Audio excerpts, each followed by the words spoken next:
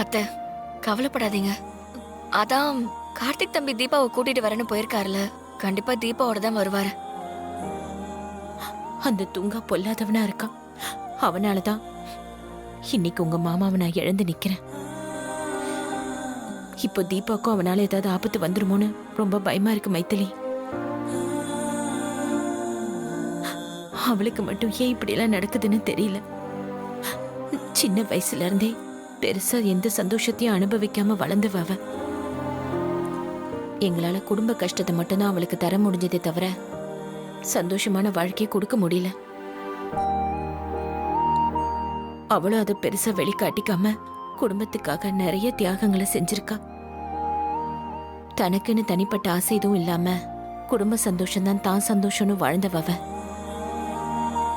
இப்படி தியாக வாழ்க்கை வாழ்ந்தவளுக்கு எதுக்குமா இவ்ளோ சோதனைகள் வரணும்? அந்த கடவுளும் அவளை இறக்கமே இல்லாம தண்டிச்சுக்கிட்டே இருக்கானே. சின்ன பொண்ணு, அவளும் எவ்வளவு கஷ்டத்தை தான் தாங்குவா.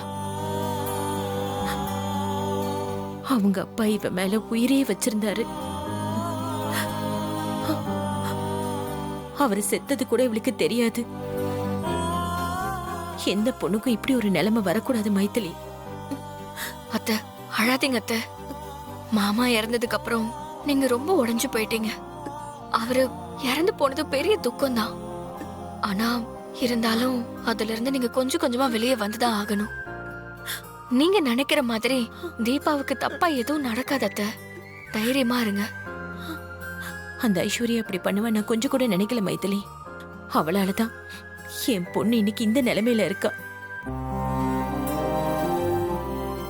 பாவி, அவ அந்த வீட்டுல இருந்துகிட்டே என் பொண்ணுக்கு எதிராக எவ்வளவு பெரிய துரோகத்தை செஞ்சிருக்கா. கொஞ்சம் கூட இறக்கமே இல்லாம மலையில இருந்து புடிச்சு தள்ளி விட்டுருக்கா. அவ மட்டும் இப்படி செய்யாம இருந்திருந்தா என் பொண்ணு இன்னைக்கு ரொம்ப நல்லா இருந்திருப்பா. உங்க மாமாவையும் நம்ம இழந்திருக்க மாட்டோம். அத்தை, நடந்ததையே நினைச்சிட்டு இருந்தா வருத்தமும் கவலையும் தான் அத்தை மிஞ்சும். இனிமே நடக்க வேண்டியதை பாப்போம். என்னால முடியல மைத்திலி. அவ்வளவு சீக்கிரம் என்னால எப்படி மறக்க முடியும்? நான் போய் படுத்தா தூக்கம் கூட வர மாட்டேங்குது. உங்க மாமா செத்ததும் தீபா எங்க இருக்காளோன்ற கவலை தான் என் மனசை போட்டு அரிச்சுக்கிட்டே இருக்கு. அத்தை, சபா வரைக்கும் வந்தாச்சு. இப்ப நம்ம கவனம் எல்லாம் தீபா நல்லபடியா வந்து கச்சேரி செய்யறதுல தான் இருக்கணும். நீங்க அத பத்தி மட்டும் இப்ப யோசிங்க. தயவு செஞ்சு அழாதீங்க அத்தை. தீபா நல்லபடியா திரும்பி வரணும். அவ நல்லபடியா கச்சேரி பண்ணணும். அவ புருஷனோட அவ சந்தோஷமா வாழணும். இது மட்டும் நல்லபடியா நடந்துட்டா போதும். வேற எதுவுமே என் சிந்தனையில இல்ல. அத்தை, எல்லாம் நல்லபடியா நடக்கும். கார்த்திக் தம்பி தான் தீபா கிடைச்சிட்டா அவளோட வரேன்னு சொல்லிட்டு போயிருக்காருல, கண்டிப்பா தீபாவோட தான் வருவாரு. தீபாவும் நல்லபடியா கச்சேரி பண்ணதான் போறா. அத எல்லாரும் கை தட்டி பாராட்ட தான் போறாங்க. அத நாமளும் பார்க்க தான் போறோம். தீபா விஷயத்துல கடவுள் கண்டிப்பா நம்மள கைவிட மாட்டாரு. எல்லாம் நல்லபடியா நடக்கும் அத்தை. அது மட்டும் இல்ல அத்தை, மாமாவோட ஆத்மாவும் தீபாவுக்கு துணையா இருக்கும்னு நம்பிக்கையோட இருங்க.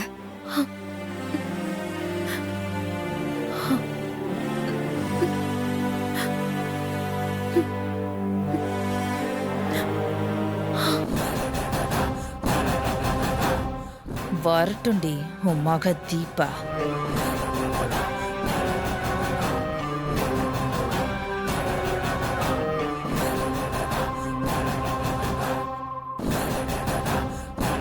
இந்த துப்பாக்கியாலேயே சுட்டு அவ கதையை முடிக்கிற.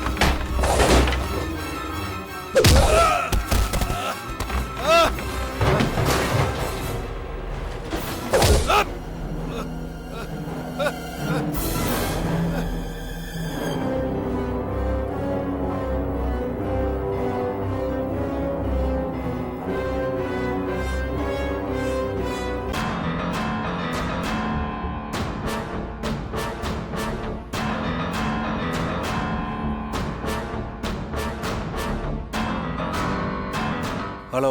சொல்லுங்க சார். நான் உங்க சபாவுக்கு வெளியில தான் வெயிட் பண்ணிக்கிட்டு இருக்கேன். வெளியில வரீங்களா? அந்த வரேன் சார். வரேன்னு சொன்னார்.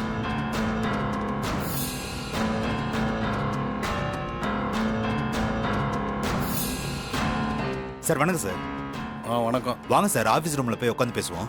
ஹலோ, நான் உட்காந்து பேசலாம் இங்கே வரல. அதை கொடுங்க. இந்தாங்க, இது என்னன்னு பாருங்க.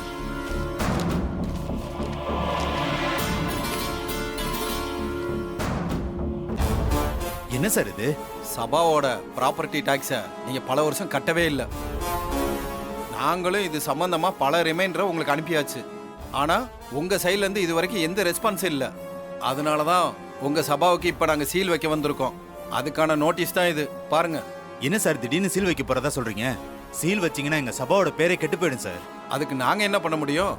நீங்கள் முறையாக டேக்ஸ் கட்டியிருந்தா எந்த பிரச்சனையும் இல்லை. டேக்ஸ் கட்டாது உங்கள் தப்பு. இதில் எங்களால் ஒன்றும் பண்ண முடியாது. நாங்கள் சீல் வச்சு தான் ஆகணும். சார் இன்னைக்கு கூட ஒரு பாட்டு கச்சேரி இருக்கு சார். நீங்க சீல் வச்சீங்கன்னா ஆடியன்ஸ் மத்தியில பெரிய பிரச்சனை ஆயிடும் சார். ப்ளீஸ் சார், அந்த மாதிரி எதுவும் செய்யாதீங்க சார்.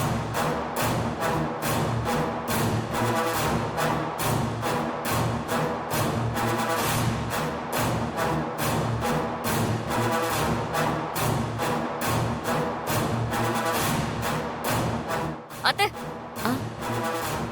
என்ன மைதிலி? தீபா பாடுறதுல இப்ப புதுசா ஒரு பிரச்சனை கிளம்பி இருக்கத்த. என்ன பிரச்சனை? இந்த சபாக்காரங்க சொத்து வரிய பல வருஷமா கட்டலையாம். அதனால அதிகாரிங்களாம் வந்து சீல் வைக்கணும்னு மேனேஜர் கிட்ட வாக்குவாதம் பண்ணிட்டு இருக்காங்க. அவங்க சீல் வச்சுட்டாங்கன்னா அதுக்கப்புறம் தீபாவோட பாட்டு கச்சேரி இங்க நடத்த முடியாதத்த. என்ன மைதிலி இப்படி சொல்ற?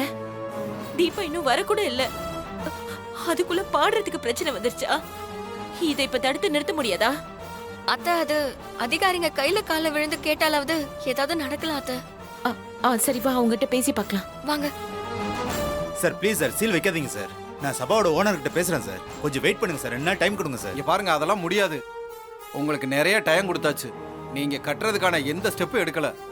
இனிமேலே எங்களால் வெயிட் பண்ண முடியாது. சார் ப்ளீஸ் சார், கொஞ்சம் டைம் கொடுங்க சார். நான் ஓனர் பேசி கட்ட முடியாதுன்னு சொல்றேன். சொல்றேன். அப்புறம் பேசிக்கிட்டு இருக்கீங்க.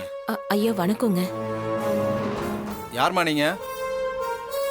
ஐயா, என் பொண்ணுதான் இன்னைக்கு இங்க கச்சேரி பண்ண போறா.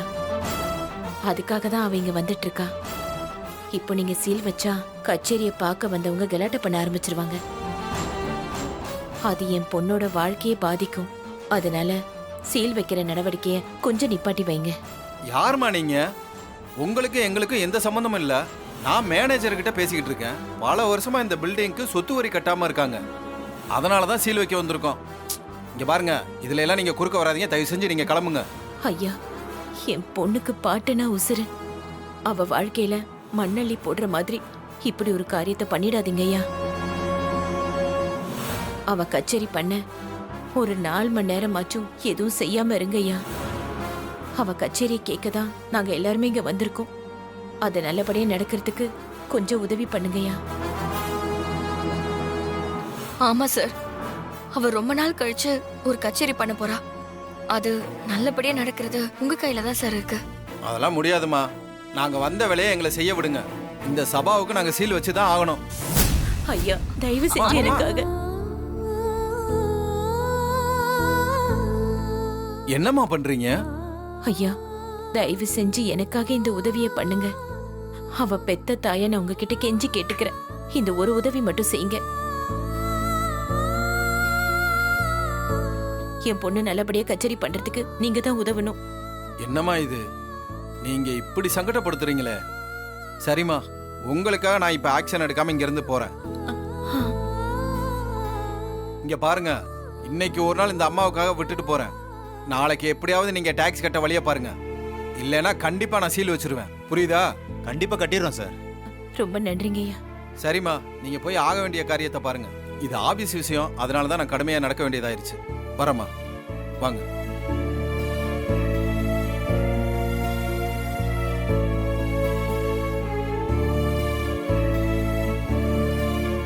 அத்தை வாங்க அத்தை போலாம். ம்.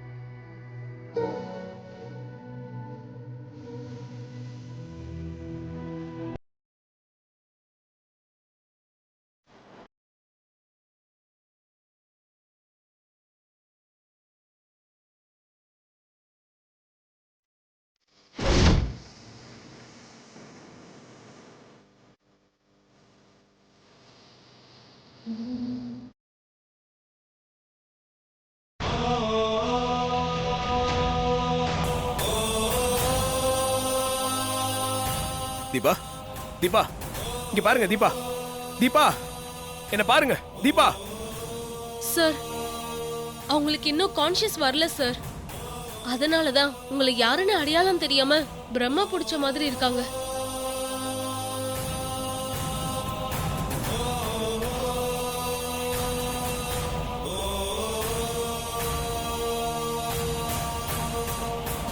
தீபாக்கு என்ன கான்ஷியஸ் வரல. ஆமா சார். சரி ஹாஸ்பிட்டல் கூட்டு போயிடலாம் வாங்க. சார் ஒரு நிமிஷம் சார். இவங்களுக்கு ட்ரீட்மெண்ட் எல்லாம் கொடுத்துக்கிட்டு தான் சார் இருக்கு. இவங்களுக்கு இப்ப தேவை சைக்காலஜிக்கல் ட்ரீட்மெண்ட் தான் சார். அதனால இப்போ ஒன்றும் கவலைப்படாதீங்க. இவங்க சபாவுக்கு வந்து அங்க இருக்க அட்மாஸ்பியரை பார்த்தாங்கன்னா இவங்களுக்கு பழைய ஞாபகம் வந்துரும்னு நினைக்கிறேன் சார்.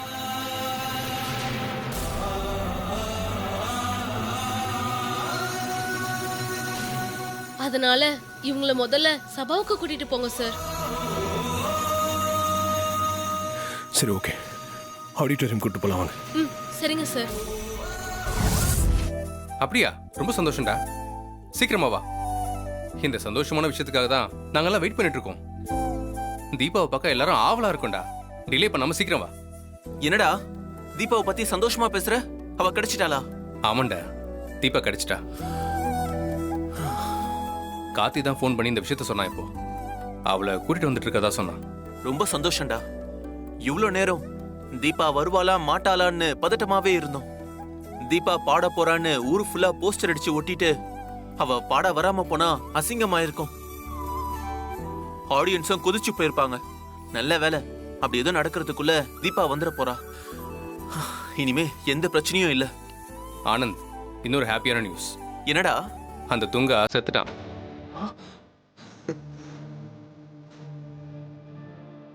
என்னடா சொல்ற? துங்கா செத்துட்டானா? எப்படிடா? அவன் இப்படியோ தீபா கீதா ரெண்டு பேரையும் கடத்தி அவன் கஸ்டடி கொண்டு போய் அங்க கார்த்தியை வர சொல்லி மிரட்டியிருக்கான். கார்த்தி அவன் இடத்துக்கு போய் சண்டை போட்டு அடி பின்னிருக்கான். அவன் அடிக்கு பயந்து அந்த துங்கா தப்பிச்சு ரோட்ல ஓடி இருக்கான். அப்போ ஒரு லாரி அவன் மேல இடிச்சதுல அவன் ஸ்பாட்லயே செத்து போயிட்டான். ஒரு வழியா அவன் செத்து தொலைஞ்சான்ல. இப்போதாண்டா எனக்கு சந்தோஷமா இருக்கு. அவனால தீபா கிடைக்கிறதுல டிலே ஆயிட்டே போச்சு. எப்படியோ தீபாவை பிடிச்ச சனியை ஒழிஞ்சுது. இனிமே தீபா நல்லா இருப்பா. ம். சரி வா, இந்த சந்தோஷமான விஷயத்த தீபா அம்மா கிட்ட சொல்லுவோம். அவங்க தான் தீபாவை நினைச்சு அழுதுகிட்டே இருக்காங்க. ஆமாம், அவங்க கிட்ட தான் முதல்ல சொல்லணும். அவங்க எங்கே இருக்காங்க? அவங்க இங்கதான் எங்கேயா இருப்பாங்க. வா போய் பார்ப்போம். சரி வா.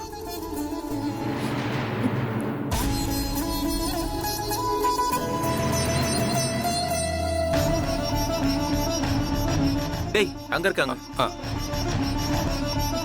அத்தை, நான் தான் தீபா வந்துருவான்னு சொல்றேன்ல, அப்புறமும் ஏன் அதையே நினைச்சு வருத்தப்பட்டுட்டு இருக்கீங்க? அத்தை, நீங்க வருத்தப்பட வேண்டிய அவசியமே இல்லை. தீபா கிடைச்சிட்டா அத்தை.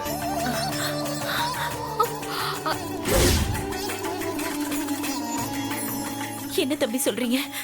தீபா கிடைச்சிட்டாளா? ஆமா அத்தை, கார்த்தி தான் இப்போ ஃபோன் பண்ணி சொன்னான். தீபாவை கூட்டிக்கிட்டு கார்ல சபாக்கு தான் வந்துட்டு இருக்கானா. அப்படியா? கேட்கவே ரொம்ப சந்தோஷமா இருக்கு தம்பி. எப்படியோ என் பொண்ணு கிடைச்சிட்டா, எனக்கு அது போதும். அத்தை, நான் தான் சொன்னேன்ல, கார்த்திக் தம்பி தீபாவோட தான் கண்டிப்பா வருவாருன்னு. நான் சொன்ன மாதிரி நடந்துருச்சு பாத்தீங்களா? தீபாவுக்கு இவ்வளவு நாளா டார்ச்சர் கொடுத்த அந்த துங்கா, அவன் இப்போ உயிரோடவே இல்லை. லாரி மோதி ஆக்சிடென்ட்ல செத்து போயிட்டான். என் புருஷன் யாருக்கும் எந்த கெடுதலும் செய்யாதவரு. அவரை பார்த்தா எல்லாருக்கும் கையெடுத்து கும்பிடணும்னு தான் தோணும். அவரை போய் கொன்னால அப்புறம் அவனுக்கு எப்படி நல்ல சாவு வரும்? இப்படி துடிக்க துடிக்க தான் அவன் சாவணும். கடவுள் அவனுக்கு சரியான தண்டனை தான் கொடுத்திருக்காரு. அத்தை, இனிமே கவலைப்படாதீங்க. தீபா இன்னும் கொஞ்ச நேரத்துல சபாவுக்கு வந்துருவா. நாம எல்லாரும் சந்தோஷப்படுற மாதிரி கச்சேரி பண்ண போறா. இனிமே அவளுக்கு எல்லாமே நல்லதாவே நடக்கும். சரி, நாங்க கச்சேரிக்கான வேலைகளை பாக்குறோம். நீங்க நிம்மதியா இருங்க. வா. கடவுளே, துங்கா செத்துட்டானா? தீபா கீதா கதைய முடிப்பேன்னு வீரமா சொல்லிட்டு இருந்தவன் இப்ப தான் கதைய முடிச்சுக்கிட்டு போயிட்டா. தீபா, நீ அந்த துங்கா கிட்ட இருந்து வேணா தப்பிச்சிருக்கலாம். ஏன் கிட்ட இருந்து தப்பிக்க முடியாத. இங்க சபாவுக்கு தானே வந்துட்டு இருக்க. இங்க ஸ்டேஜ்ல நீ பாடலாம், ஆனா பாடிட்டு உயிரோட நீ கீழே வர முடியாதே.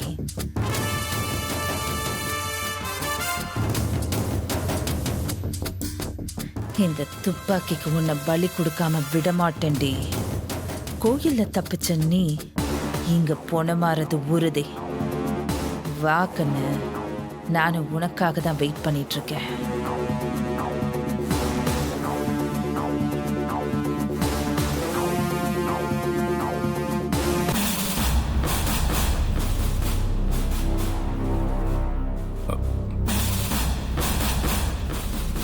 போலீஸ்?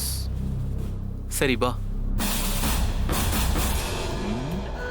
சார், அருண், என்ன சார் திடீர்னு மண்டபத்துக்கு வந்திருக்கீங்க? அது முக்கியமான விஷயமா? உங்க ஒய்ஃப் எங்க கஸ்டடியில தப்பிச்சிட்டாங்க. போனவங்க என் கண்ணையும் தூக்கிட்டு போயிட்டாங்க.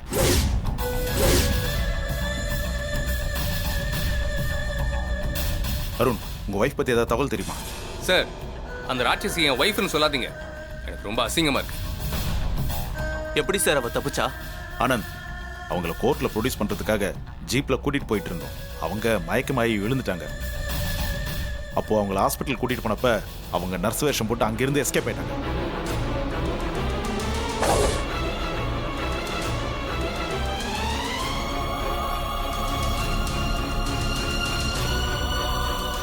என்ன போலீஸ் சபா வரைக்கும் நம்மள தேடி வந்த மாதிரி இருக்கு. அவங்க என் புருஷன் கிட்டயும் ஆனந்த் கிட்டயும் ஏதோ பேசுறாங்க. என்ன பேசுறாங்கன்னு தெரியல. நாம தான் இப்ப மாறு விஷயத்துல இருக்கோமே, கொஞ்சம் பக்கத்துல போய் என்ன பேசுறாங்கன்னு கேட்போம். சார், அவளால தான் இன்னைக்கு என் குடும்பமே நிம்மதி இல்லாம இருக்கு. இப்போ உங்ககிட்ட இருந்தும் தப்பிச்சிட்டாளா? அவ கிடைச்சானா என்கவுண்டர்ல போட்டு தள்ளுங்க சார். அப்பதான் எல்லாருமே நிம்மதியா இருக்க முடியும். அவெல்லாம் உயிரோடவே இருக்க கூடாது சார். இங்க பாருங்க அருண், நாங்க இங்க வந்ததே உங்களை எச்சரிக்கைத்தான். துப்பாக்கியோட தப்பிச்சு போயிருக்கிறவங்க இங்க வர்றதுக்கு நிறைய சான்ஸ் இருக்கு. அது மட்டும் இல்ல, தீபா மேல கொலை வெறியில இருக்காங்க. அதனால அவங்க கொலை செய்யவும் வரலாம். சோ நீங்க உஷாரா இருங்க ப்ளீஸ். சார், அவளை மட்டும் நான் இங்க பார்த்தேன், அப்படியே கழுத்து நெரிச்சு கொன்றுவான் அவளை.